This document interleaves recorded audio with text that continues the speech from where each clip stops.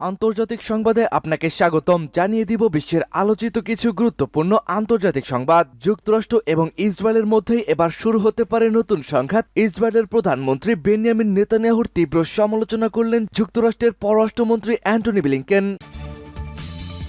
এদিকে লোহিত সাগরে ফের হুতিদের হামলা, 2 মার্কিন জাহাজ চূর্ণ বিচূর্ণ। এদিকে হামাসের যুদ্ধবিরতির প্রস্তাবকে প্রত্যাখ্যান করলেন নেতানিয়াহু।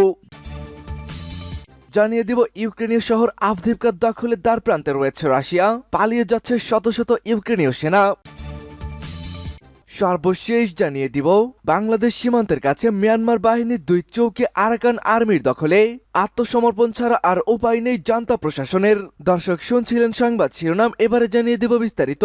তার আগে আমাদের ভিডিওটিতে একটি লাইক দিন এবং চ্যানেলটি সাবস্ক্রাইব করে পরবর্তী আপডেট সংবাদ সবার আগে পেতে আমাদের সাথেই জুড়ে থাকুন।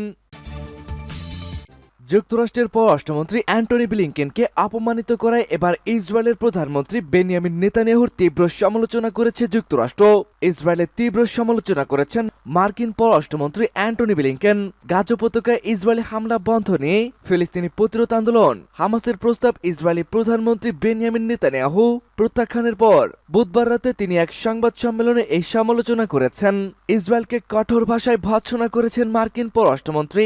তিনি আরো বলেছেন, অন্যদের মনুষ্য চুক্তি করার লাইসেন্স ইসরায়েলের নেই। তেল আবিবে আগে থেকে তৈরি করা মন্তব্যে ব্লিংকেনকে বলেন, 7 অক্টোবর ইসরায়েলিদের সবচেয়ে নৃশংসভাবে মনুষ্যচ্যুতি করা হয়েছিল।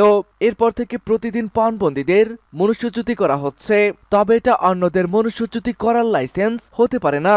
ইসরায়েলে হামলার ফলে গাজায় বেসামরিক হতাহত এবং অমানবিক পরিস্থিতি নিয়ে ইসরায়েলের প্রতি যুক্তরাষ্ট্রের অন্তঃসন্তুষ্টির কথা আগেও বলা হয়েছে। তবে বুধবার মার্কিন পররাষ্ট্রমন্ত্রী সবচেয়ে কঠোর ভাষায় ইসরায়েলের সমালোচনা করলেন। ইসরায়েলের রাজনীতিবিদ এবং সামরিক নেতাদের সাথে সারাদিন বৈঠকের পর তিনি সংবাদ সম্মেলনে এমন কথা বলেছেন। তিনি বলেন, গাজার বিপুল সংখ্যাগরিষ্ঠ মানুষের 7 অক্টোবরের হামলার সাথে কোনো ধরনের সংশ্লিষ্টতা ছিল না। গাজার পরিবারগুলো ইসরায়েলের থেকে সাহায্যের উপর নির্ভরশীল। তারা আমাদের পরিবারের মতোই। তারা বাবা মা, ছেলে ও মেয়ে। তারা চায় সুস্থভাবে বাঁচতে, তারা চায় তাদের সন্তানদের স্কুলে পাঠাতে, তারা চায় স্বাভাবিকভাবে জীবনযাপন করতে। তারা এমনই মানুষ এবং তারা এমনটাই চায়। তিনি আরো বলেন, আমরা সেটি দেখে কোনোভাবেই এড়িয়ে যেতে পারি না। আমরা কোনোভাবেই আমাদের অভিন্ন মানবতাকে হারিয়ে ফেলতে পারি না। লোহিত সাগরে ফের হুতিদের হামলা, 2টি মার্কিন জাহাজ ক্ষতিগ্রস্ত। লোহিত সাগরে 2টি জাহাজে ফের ক্ষেপণাস্ত্র নিক্ষেপ করেছে হুতি যোদ্ধারা। ইয়েমেনে ইঙ্গো মার্কিন হামলার পরও হুতিরা ক্ষেপণাস্ত্র হামলা অব্যাহত রেখেছে। মঙ্গলবার একটি ব্রিটিশ জাহাজ ও একটি মার্কিন জাহাজে হামলার দাবি করেছেন তারা। হামলায় 2টি জাহাজই ক্ষতিগ্রস্ত হয়েছে, খবর রয়টার্সের। ইয়েমেনের সশস্ত্র গোষ্ঠী এক বিবৃতিতে জানায়, যুক্তরাষ্ট্রের কয়েক দফা বিমান হামলা ও মিত্রদের জাহাজ লোহিত সাগরে টহল দেওয়া সত্ত্বেও হামলা অব্যাহত রাখতে তারা দৃঢ় প্রতিজ্ঞ। গত নভেম্বরের মাঝামাঝি থেকে লোহিত সাগরের যাতায়াতকারী বাণিজ্যিক জাহাজে ড্রোন ও ক্ষেপণাস্ত্র হামলা করে আসছে হুতিরা। গাজায় ইসরায়েলের হামলার প্রতিক্রিয়া এবং ফিলিস্তিনিদের প্রতি সংহতি জানিয়ে এই হামলাটি চালাচ্ছেন তারা। গোষ্ঠীটির সামরিক মুখপাত্র বলেন, তারা ইস্টার্ন নাসিয়া এবং মর্নিং টাইড নামের 2টি জাহাজে ক্ষেপণাস্ত্র হামলা করেছে। জাহাজ দুটিতে মার্শাল আইল্যান্ড ও বার্বাডোজের পতাকা দেখে এগুলোকে যথাক্রমে মার্কিন ও ব্রিটিশ জাহাজ হিসাবে শনাক্ত করা হয়। গ্রিসের মালিকানাধীন ইস্টার্ন নাসিয়া জাহাজটি বিস্ফোরণে ক্ষতিগ্রস্ত হয়েছে বলে গ্রিসের বাণিজ্য মন্ত্রণালয় থেকে জানা যায়, তবে কোনো ক্রু হতাহত হননি। হামাস ইসরায়েলে হামলার আশঙ্কায় রয়েছে ভারত। বিরোধপূর্ণ কাশ্মীর অঞ্চলে পাকিস্তানের সঙ্গে ডিফ্যাক্টো সীমান্তে প্রতিরক্ষা ব্যবস্থা দ্বিগুণ করছে ভারত। ইসরায়েলে ফিলিস্তিনি হামাস গোষ্ঠী যেভাবে অতর্কিত হামলা চালিয়েছে তা থেকে অনুপ্রাণিত হয়ে জঙ্গি গোষ্ঠীগুলো সেই ধরন অনুসরণ করে হামলা চালাতে পারে বলে উদ্বিগ্ন ভারত। এ কারণে সীমান্তের নিরাপত্তা বাড়ানো হয়েছে। মার্কিন সাময়িকী নিউজ এই খবর নিশ্চিত করেছেন। ভারতীয় সেনাবাহিনী এক মুখপাত্র কর্নেল সুধীর চামলি বলেছেন, গত 7 অক্টোবর হামাস যোদ্ধারা যে ধরনের উদ্ভাবনী উপায়ে আক্রমণ চালিয়েছে এতে সারা বিশ্বের নিরাপত্তা সংস্থার মধ্যে উদ্বেগ বেড়ে যায়। তিনি বলেছেন, পশ্চিম সীমান্তের ওপার থেকে ওই ধরনের যে কোনো হামলার প্রচেষ্টাকে ব্যর্থ করতে নিয়ন্ত্রণ রেখা ও আন্তর্জাতিক সীমান্ত সেক্টরে প্রয়োজনীয় ব্যবস্থা নেওয়া হয়েছে।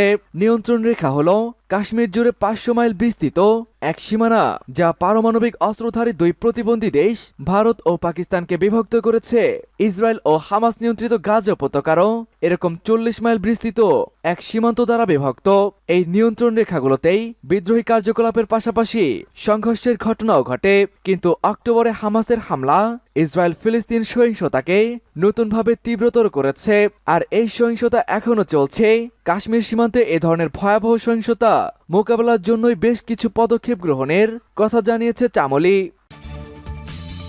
গাজার যুদ্ধবিরতির প্রস্তাব ফাঁস যা আছে এই প্রস্তাবনায় গাজায় যুদ্ধবিরতি নিয়ে জোরে সোরে আলোচনা চলছে। এ ধাপে যুদ্ধবিরতির প্রস্তাবও জমা দিয়েছে ফিলিস্তিনের স্বাধীনতাকামীদের সংগঠন হামাস যোদ্ধারা। তবে গোপনীয়তার মধ্যেই সেই প্রস্তাবনাটি ইতিমধ্যে ফাঁস হয়ে গেছে। বুধবার বার্তা সংস্থা রয়টার্স এই প্রস্তাব প্রকাশ করেছে। প্রতিবেদনে বলা হয়েছে, হামাসের প্রস্তাবনায় এ ধাপে 45 দিন করে 3 স্তরের যুদ্ধবিরতির প্রস্তাব করা হয়েছে। ফলে 3 ধাপে মোট 135 দিনের যুদ্ধবিরতি অনুষ্ঠিত হবে।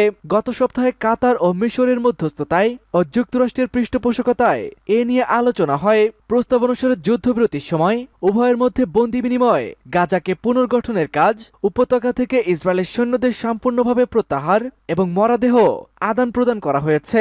প্রতিবেদনে আরো বলা হয়, প্রথম ধাপের যুদ্ধবিরতি চলাকালে ইসরায়েলের নারী জিম্মে 19 বছরের নিচের পুরুষ এবং বৃদ্ধ ও অসুস্থদের মুক্তি দিবে ফিলিস্তিন। এর বিপরীতে ইসরায়েলের কারাগার থেকে ফিলিস্তিনি নারী ও শিশুরা মুক্তি পাবেন। দ্বিতীয় ধাপে যুদ্ধবিরতি চলাকালে বাকি থাকা সব পুরুষ জিম্মিকে মুক্তি ও তৃতীয় ধাপে মরদেহ ফেরত দেওয়া হবে। এভাবে করে তৃতীয় ধাপে উভয় দেশ যুদ্ধ শেষ করার ব্যাপারে সম্মত হতে পারে। হামাসের দাবি, এ ধাপে যুদ্ধবিরতি চলাকালে ইসরায়েলকে 1500 ফিলিস্তিনিকে মুক্তি দিতে হবে। এর আওতায় 1/3 যাবজ্জীবন সাজাপ্রাপ্ত ফিলিস্তিনিও থাকতে পারেন। এছাড়া উপত্যকার ত্রাণ সরবরাহ বাড়াতে হবে। প্রতিদিন গাজায় অন্তত 50 ট্রাক ত্রাণ পাঠানোর দাবি করেছে দলটি। শুধুমাত্র দুর্নীতির কারণেই এবার পুরোপুরি ভেঙে পড়ছে ইউক্রেন। যে কোনো সময় আত্মসমর্পণ করবেন জেলেনস্কি।